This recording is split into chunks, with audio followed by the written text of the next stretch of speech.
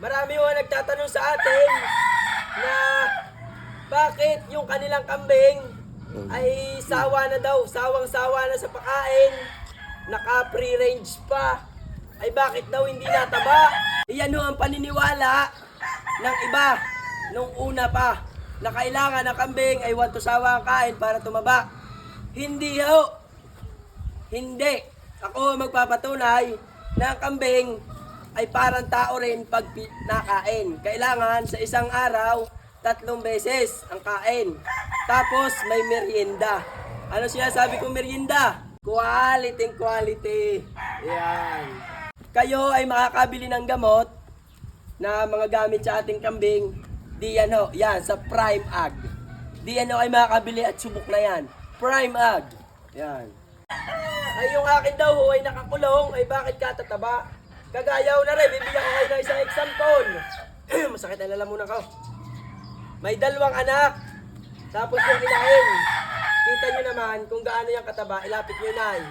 Ipakita nyo ang likod niyan. Iyay walang kabut din ay. Sa taas na rin ay. Ayan, iyay walang kabut-ubot. Oh. Pero may dumidede na 2. May dumidede yung 2 na anak. Pero yung katawan ay napakaganda. Bakit ho? Ayan. So bago ko sabihin, sa gustong makabili ng mga kambing, itong 2 ito, yung anak ng ating purebred na nanay ni Onyo at ni Aura dati.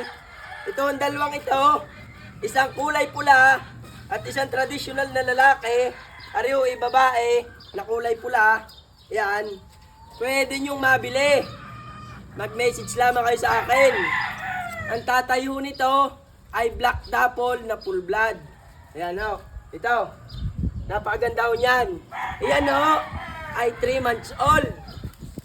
By January, pwede na ho itong i-out. Ito ho ang kasagutan sa inyong tanong. Kung bakit nataba ating mga kambing. Ang ating mga kambing ay hindi ho 1 to sawa ang kain.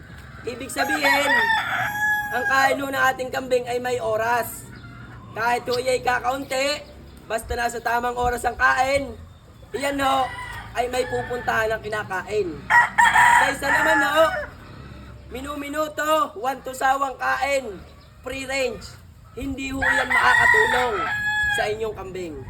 Hindi ho makakatulong. Iyan ho ang paniniwala ng iba nung una pa na kailangan ng kambing ay 1 to sawa ang kain para tumaba. Hindi ho. Hindi. Ako magpapatunay na ang kambing ay parang tao rin pag nakain. Kailangan sa isang araw, 3 beses ang kain. Tapos may merienda. Ano sinasabi kong merienda? Yung pigs. Sa hapon, ang pigs.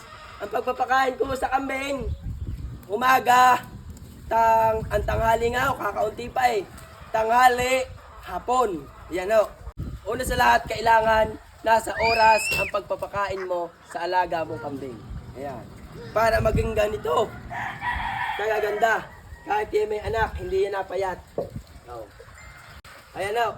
Ang sinasabi ko ho naman ay may patunay. Ang sinasabi ko ho ay may resibo. Nasa inyo na iyon kung susundin nyo o hindi.